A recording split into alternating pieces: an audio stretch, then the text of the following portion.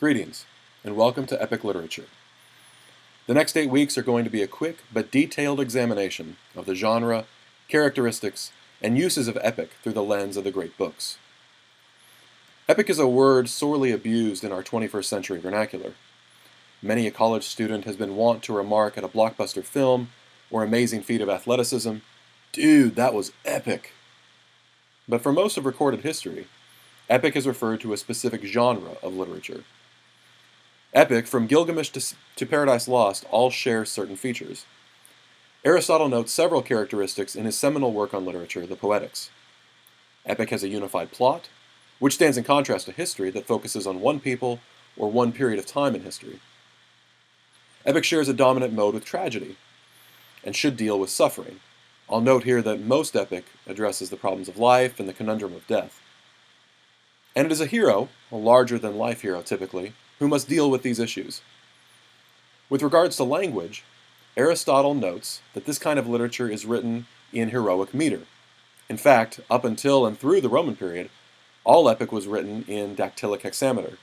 Now, dactyls are a kind of metric foot of one long syllable followed by two short syllables, and hexameter means there are 6, hex, of these kind of metric feet in one line. Epic tends toward epithets, and what Aristotle characterizes as perhaps an overemphasis on poetic diction. First of all, it is poetry. And not only is it poetry, but it is long narrative poetry. This distinguishes it from short, lyric-like love songs or teenage angsty emo music.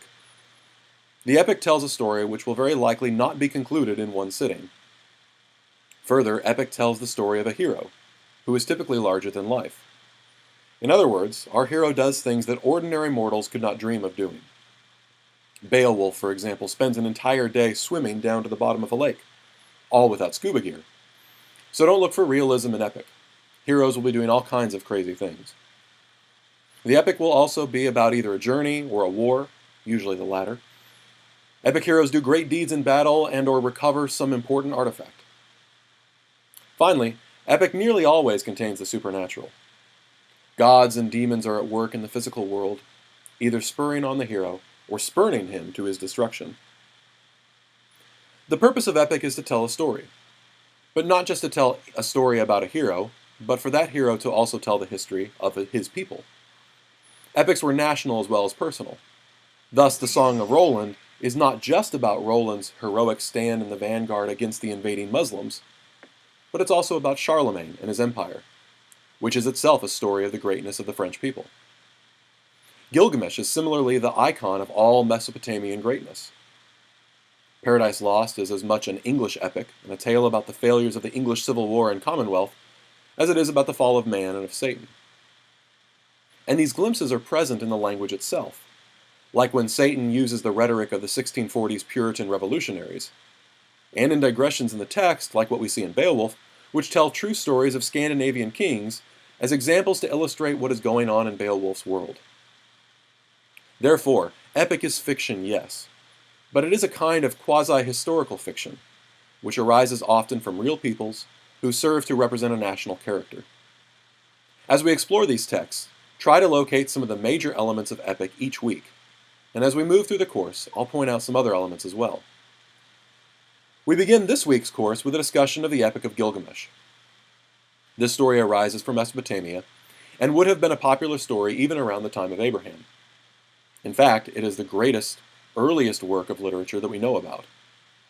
We did not know about it at all until 1853, where it was recovered in an excavation of the Library of Nineveh, and then at first no one knew what it was. Gilgamesh, king of Uruk, was a probably actual person. Now remember that epic often tells a kind of historical fiction about real people, who lived around 2800 BC, and who ruled, we are told by the Sumerian king list, 126 years. Now if this claim sounds fantastical to you, remember that the biblical record claims that people lived around 200 years during this period.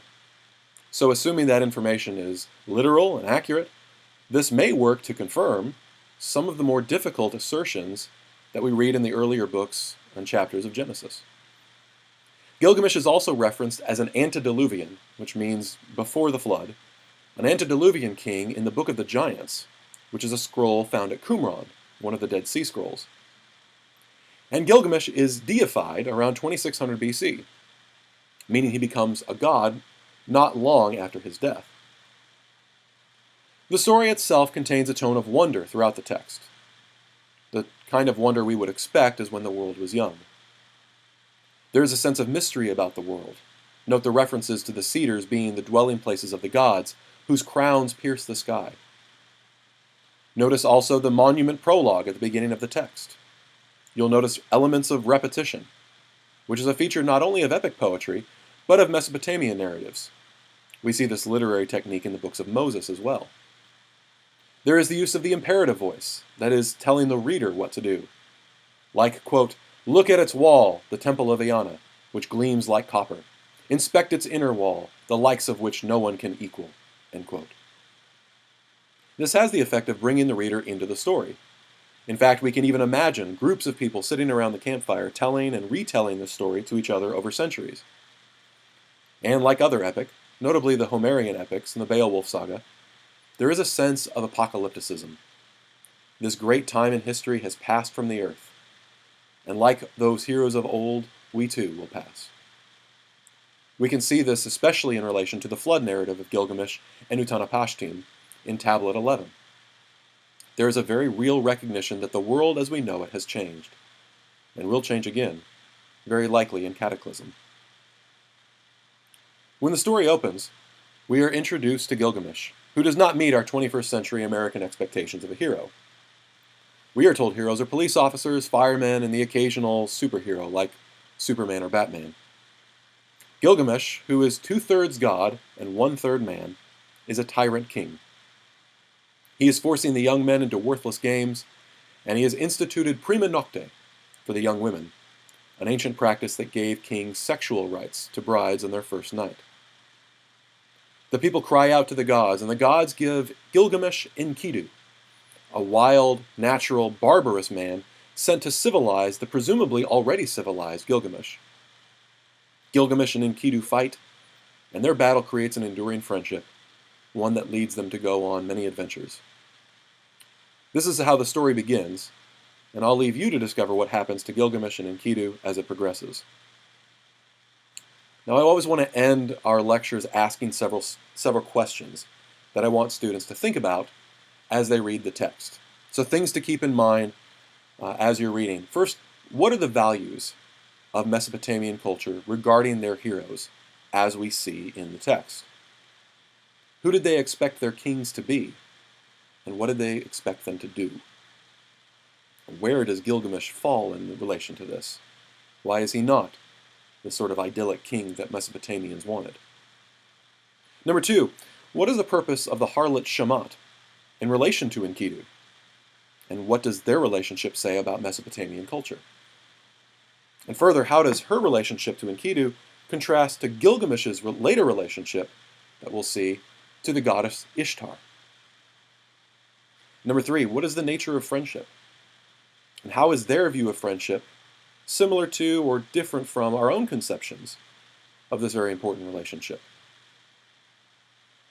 Number four, about the first third of the text, why does Gilgamesh insist on killing Humbaba? Now keep in mind this comes with a very devastating consequence. Why does he do this? What does it benefit him? And what are the results? Number five, what is the role of the flood? And how is it similar to or different from the Genesis account? Number six, how does Gilgamesh solve the riddle of death and immortality? We're going to see that Gilgamesh is searching for the thing that all people search for, the ability to live forever. And he doesn't quite find the answer to this, but he does come up with perhaps a sufficient supplement. And then consider worldview. What is the text, the Epic of Gilgamesh, trying to teach us?